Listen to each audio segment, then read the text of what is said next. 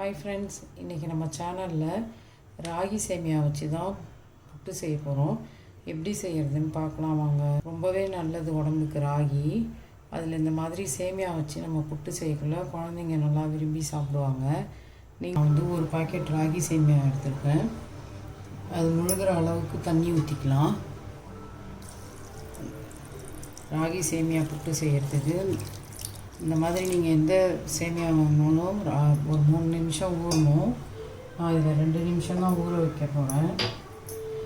இதில் 1/2 ஸ்பூன் உப்பு சேர்த்துக்கிறேன். இதில் உப்பு சேர்த்து கொஞ்சம் கலந்து விடுங்க. ஒரு 2 நிமிஷம் தண்ணியில் இருந்தால் போதும். அப்புறம் தண்ணியை வடிச்சிடணும்.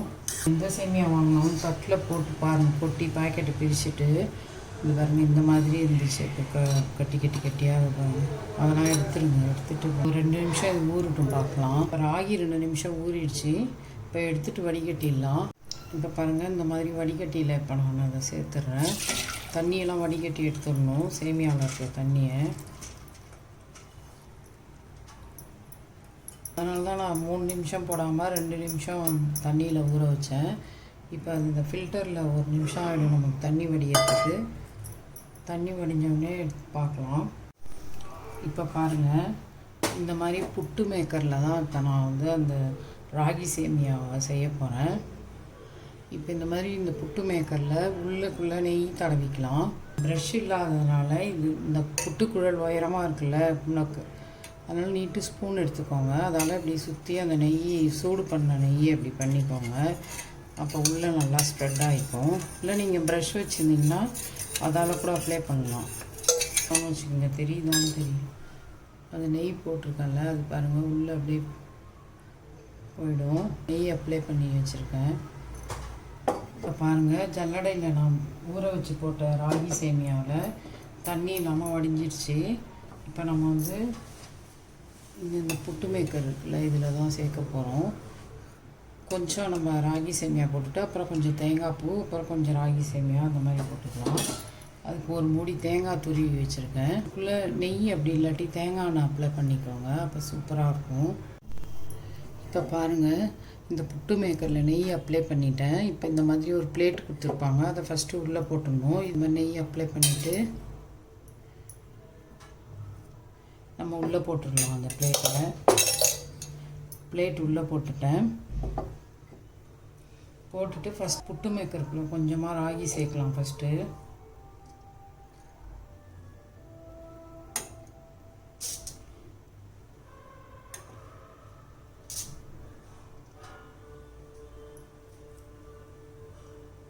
இப்படி சமப்படுத்திக்குவாங்க. ஸ்பூனால் அழுத்திலாம் விடக்கூடாது.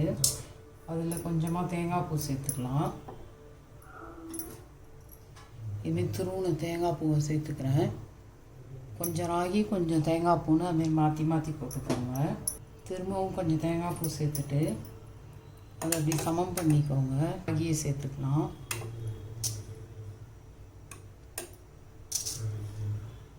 நான் எப்பவுமே இட்லி பானையில் அவிச்சிட்டு தான் செய்வேன். அவ்வளோதான், போட்டாச்சு. ராகியும் ஃபுல்லாகவே போட்டுக்கலாம், அந்த கோடு வரைக்கும் போட்டுக்கலாம். இப்போ இதோட மூடிக்கலாம். இந்த புட்டு மேக்கரோட மூடியை மூடிடலாம். இப்போ பாருங்கள், ஸ்டவ்வில் ஒரு சின்ன குக்கரில் தண்ணி ஊற்றி வச்சுருக்கேன். ஸ்டவ் ஆன் பண்ணிக்கலாம். இப்போ தண்ணி கொதிக்கிட்டோம். இப்போ பாருங்கள், தண்ணி நல்லா குக்கரில் கொதிக்குது. இப்போ ஸ்டவ்வை சிம் பண்ணிவிட்டு மூடி போட்டுக்கலாம். கேஸ்கட் போட்டு மூடி போட்டுக்கோங்க.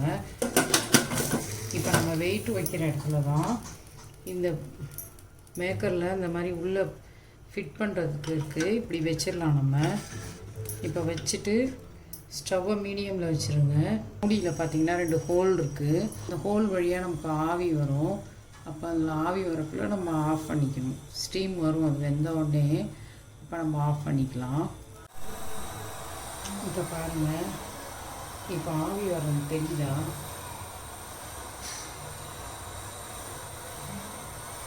இப்போ நல்லா அந்த ஸ்டீமர் ஹோல் இருக்குல்ல மூடி, அதுலேருந்து ஆவி வருது பாருங்கள். வழியாக ஆவி வரக்குள்ள நம்ம ஆஃப் பண்ணிக்கணும். 7 நிமிஷத்துலேயே ஆவி வர ஆரம்பிச்சிருச்சு. ஆஃப் பண்ணி இப்போ பாருங்கள், இந்த ஸ்டீம் ஆனதும் அதை எடுத்துட்டேன். குக்கர் மேலேருந்து எடுத்து வச்சுட்டேன் ஒரு 2 நிமிஷம். இப்போ ஓப்பன் பண்ணி பார்க்கலாம். பாருங்கள், ஆவி பறக்க எப்படி இருக்குது பாருங்கள். ராகி சேமியா புட்டு ஓப்பன் பண்ணிட்டேன், தெரியுது. இப்போ இதை நம்ம இலையில தள்ளிக்கலாம். ஸ்டிக்கு கொடுத்துருப்பாங்க, அது கீழேருந்து புட்டை எடுத்துக்கலாம்.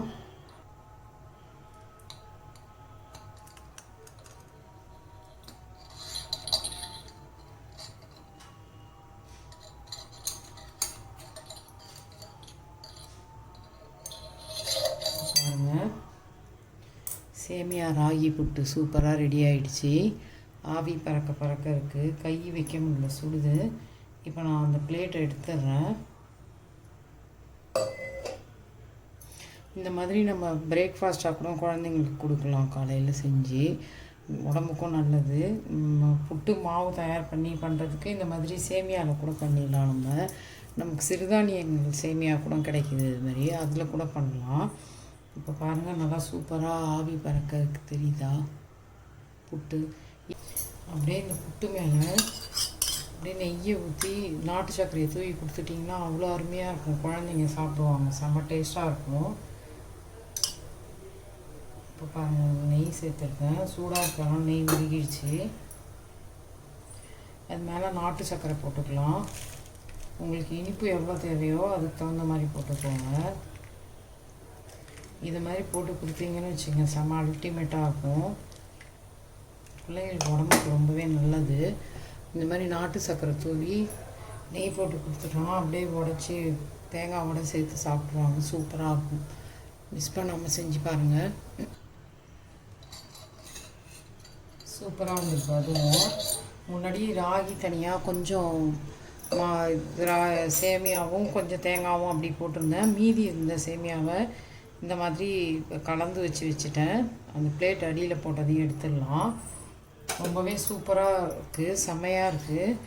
இப்போ பாருங்கள், மீதி இந்த சேமியா அதுமாதிரி தேங்காய் பூ எல்லாத்தையும் கலந்துட்டேன். கலந்ததில் பாதி இந்த புட்டு மேக்கரில் போட்டுட்டேன்.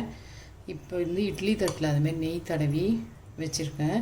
இந்த மாதிரி நம்ம இட்லி தட்டில் கூட பண்ணலாம். நம்ம மேக்கர் இல்லைனாக்கா, புட்டு மேக்கர் இல்லைனா செம்ம சூப்பராக சுடுது. கையில் எடுத்து இந்த மாதிரி எடுத்து ஒரு பிளேட்டில் வச்சு மேலே நெய் போட்டு நாட்டு சர்க்கரை போட்டு கொடுத்தீங்கன்னா சூப்பராக இருக்கும். கை சுடுது, ஆவி பறக்கு.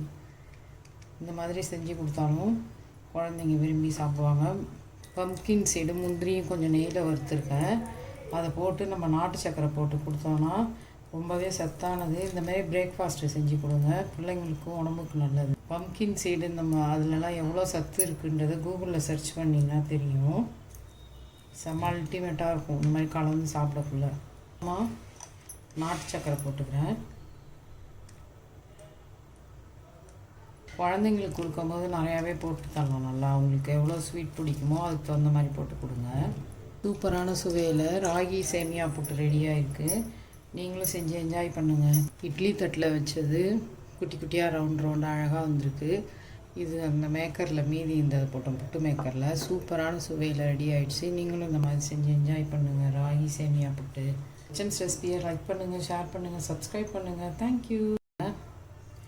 இதுலேருந்து ஒரு இட்லி தட்டில் வச்சேன்ல அந்த புட்டு இது மேலே சர்க்கரையும் போட்டிருக்கேன், நெய் போட்டிருக்கேன், அந்த நட்ஸு நெய்யில் வறுத்ததும் போட்டிருக்கேன்.